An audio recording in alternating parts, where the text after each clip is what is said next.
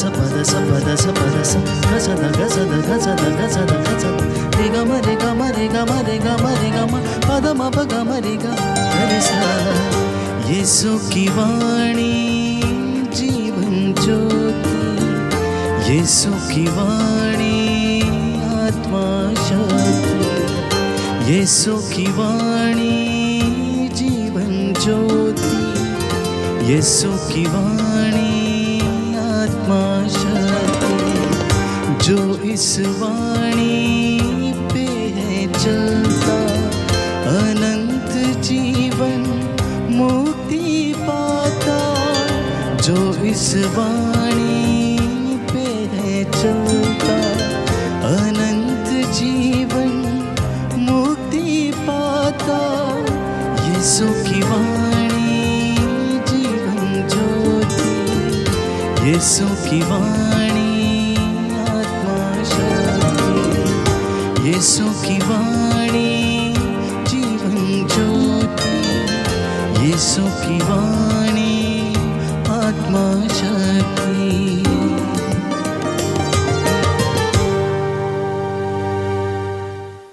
पहला पाठ तिमोथी के नाम संत पौलुस का पहला पत्र। तुम्हारी कम उम्र के कारण कोई तिरस्कार ना करे। तुम वचन, कर्म, प्रेम, विश्वास और शुद्धता में विश्वासियों का आदर्श बनो। मेरे आने तक धर्मग्रंथ का पाठ करने और प्रवचन तथा शिक्षा देने में लगे रहो। उस कृपादान की अपेक्षा मत करो जो तुम में विद्यमान है और तुम्हें भविष्यवाणी के अनुसार पुरोहित समुदाय के हस्तारोपण के समय प्राप्त हो गया है। इन बातों का ध्यान रखो और इनमें पूर्ण रूप से लीन रहो, जिससे सब लोग तुम्हारी उन्नति देख सकें। तुम इस बातों में दृढ़ बने रहो। अपने साथ अपनी शिक्षा के विषय में सावधान रहो। ऐसा करने से तुम अपनी तथा अपने श्रोताओं की मुक्ति का कारण बनोगे। यह प्रभु की वाणी है। ईश्वर को धन्यवाद। प्रभु आप लोगों के साथ हो और आपकी आत्मा के साथ। संत लूकस के अनुसार पवित्र सुसमाचार। हे प्रभु तेरी महिमा हो। किसी फरीसी ने यीशु को अपने यहाँ भोजन करने का निमंत्रण दिया। वह उस फरीसी के घर आकर भोजन करने बैठे। नगर की एक पापिनी स्त्री यह जान गई कि यीशु फरीसी के यहाँ भोजन कर रहे हैं। वह संगमरमर के पात्र में इत्र ले आई और रोती हुई यीशु के चरणों के पास खड़ी हो गई। उसके आंसू उनके चरण भिगोने लगे, इसलिए उसने उन्हें केशों से पोंछ दिया और उनके चरणों को चूम चूम कर उन पर इत्र लगाया। वह फरीसी जिसने यीशु को निमंत्रण दिया था, यह देखकर मन ही मन कहने लगा, यदि यह आदमी नबी होता तो जरूर जान जाता कि जो स्त्री से छू रही है वह कौन और कैसी है। वह तो पापिनी है। परंतु यीशु ने उससे कहा, सिमोन, मुझे तुमसे कुछ कहना है। उसने उत्तर दिया, गुरुवर कहिए। किसी महाजन के 2 कर्जदार थे। एक 500 दिनार का ऋणी था और दूसरा 50 का। उनके पास कर्ज अदा करने के लिए कुछ भी नहीं था, इसलिए महाजन ने दोनों को माफ कर दिया। उन दोनों में से कौन उसे अधिक प्यार करेगा?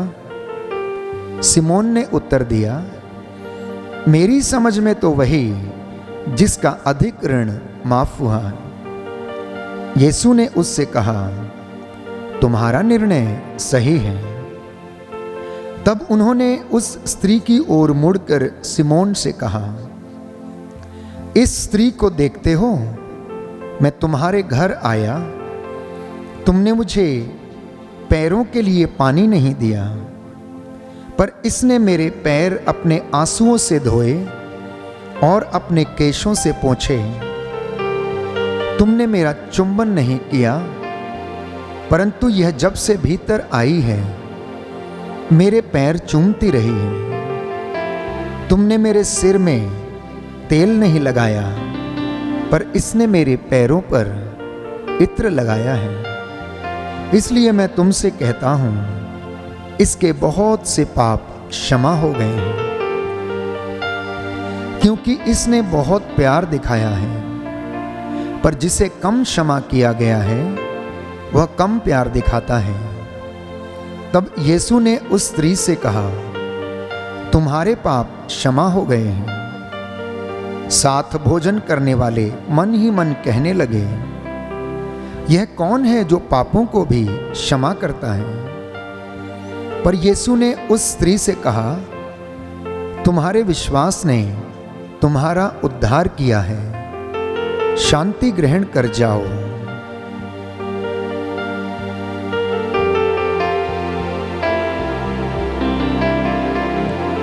प्रभु का सुसमाचार है। हे क्रिस्त तेरी स्तुति हो।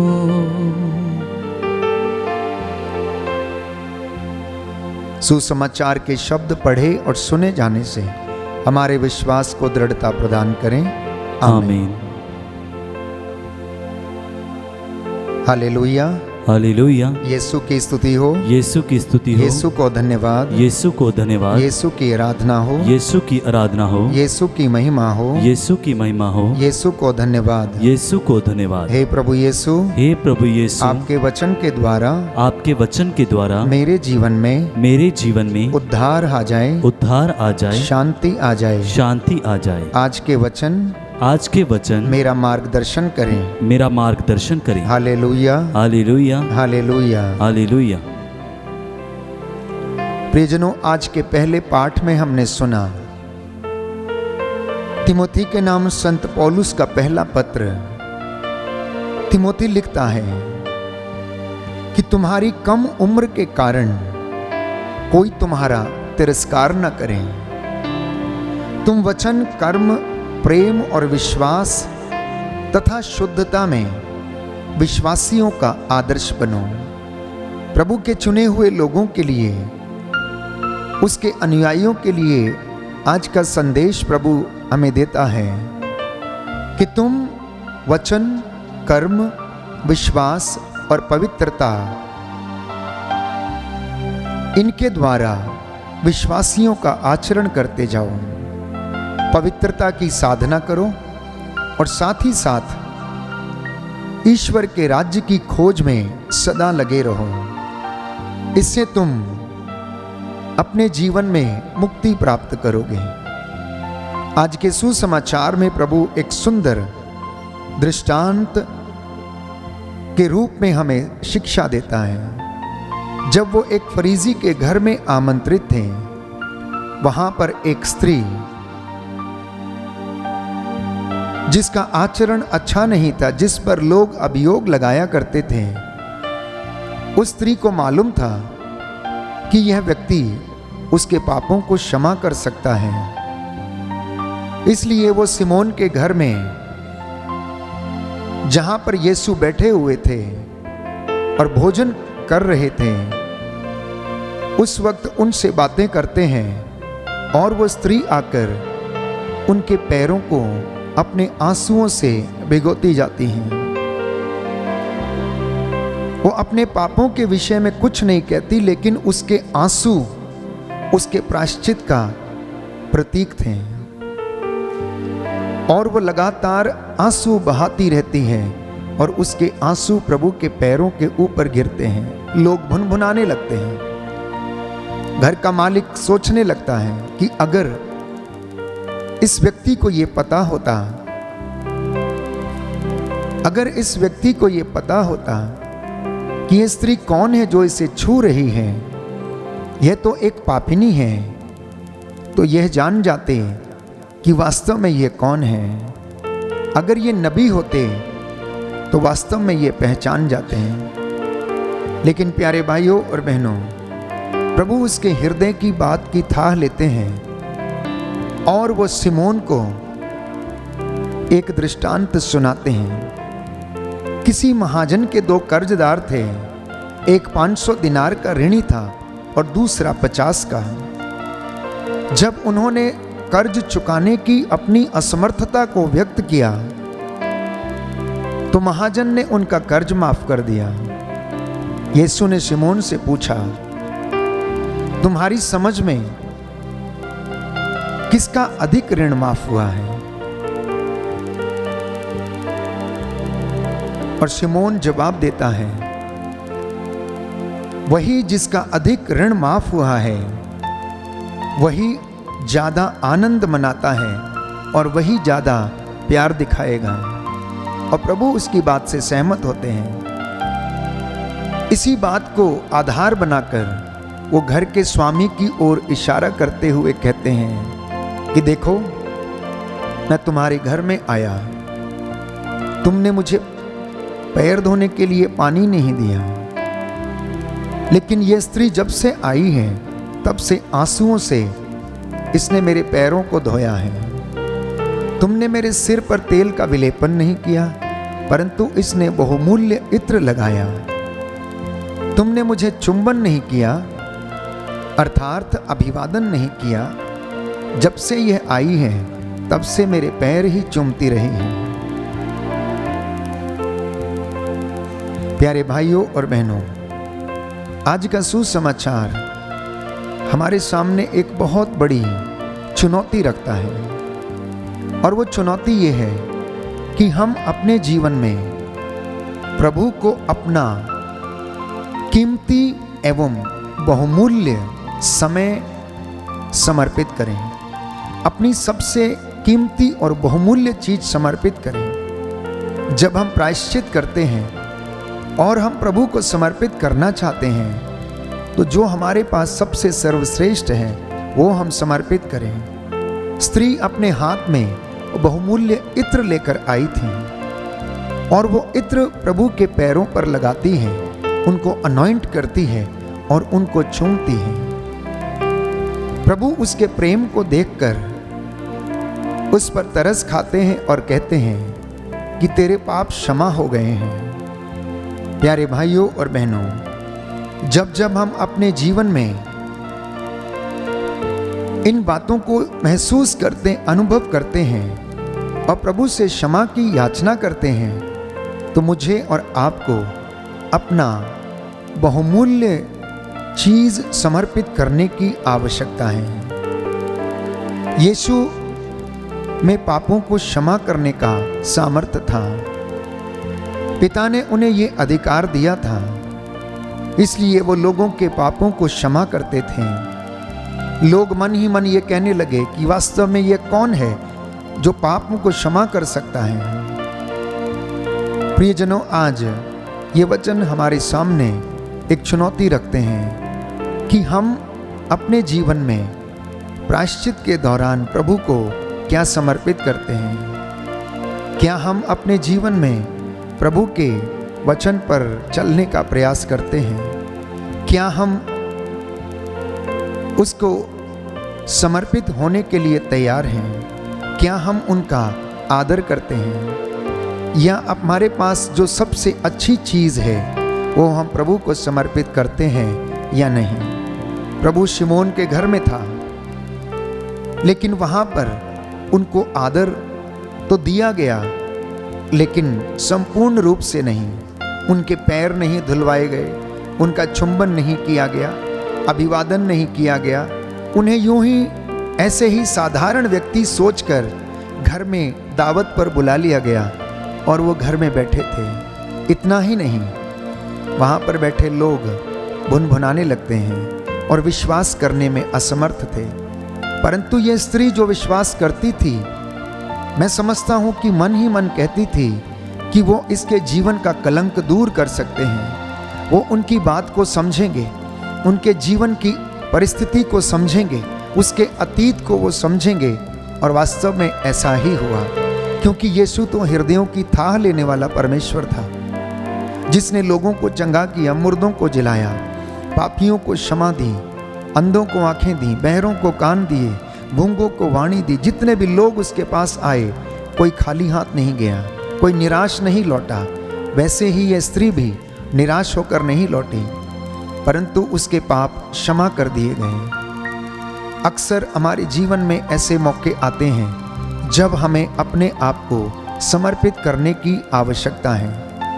प्रियजनों, प्रभु का वचन कहता है कि हम पवित्रता की साधना करें और वचन के अनुसार जीवन व्यतीत करने का प्रयास करें।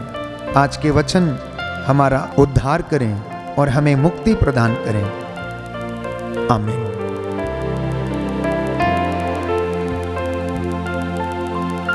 अपने हाथों को जोड़ें, सिरों को झुकाएं। मैं आपके लिए प्रार्थना करूंगा। हे सर्वशक्तिमान शाश्वत ईश्वर, सर्वव्यापी ज्ञानी पिता, हृदयों की थाह लेने वाले अब्बा पिता, तू हृदयों का राजा है। यीशु मसीह, आज तेरे इन बच्चों पर दया कर, जितने लोगों ने आज का ये वचन सुना है। हे प्रभु, ये अपने आप को समर्पित करने सीखें और तेरे चरणों में सदा समर्पित रहे। हम अपने गुनाहों के लिए तौबा करते हैं और तुझसे वादा करते हैं कि जीवन की सर्वश्रेष्ठ चीजें, जीवन का बहुमूल्य समय हम आपको समर्पित करेंगे।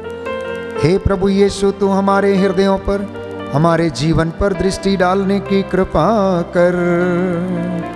आज के वचन के द्वारा हमारा मार्गदर्शन कर, जिससे कि हम पवित्रताई का जीवन जी सकें, विश्वास से परिपूर्ण होकर तेरी आशीष और चंगाई को अनुभव कर सकें। तेरे स्वर्गदूत हमारी अगुवाई करें और ये तेरा वचन हमारे मार्गों को प्रशस्त करे।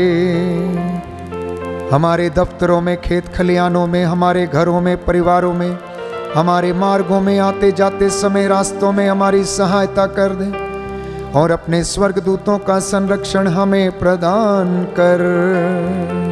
हम ये प्रार्थना करते हैं हमारे उद्धारकर्ता यीशु प्रभु के द्वारा। आमीन।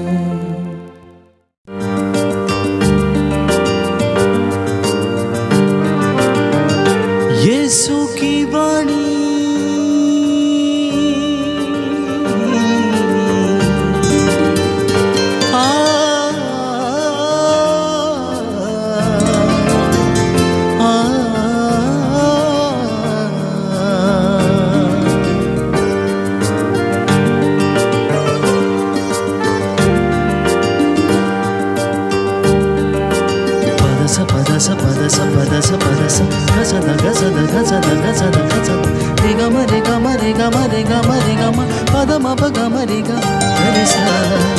यीशु की वाणी जीवन ज्योति, यीशु की वाणी आत्मा शक्ति, यीशु की वाणी जीवन ज्योति, यीशु की वाणी आत्मा शक्ति। जो इस वाणी पे है चलता, अनंत जीवन मुक्ति पाता। जो इस वाणी पे है चलता, अनंत जीवन मुक्ति पाता। यीशु की वाणी जीवन ज्योति, यीशु की वाणी आत्मा शक्ति, यीशु की वाणी जीवन ज्योति, यीशु की वाणी आत्मा शक्ति।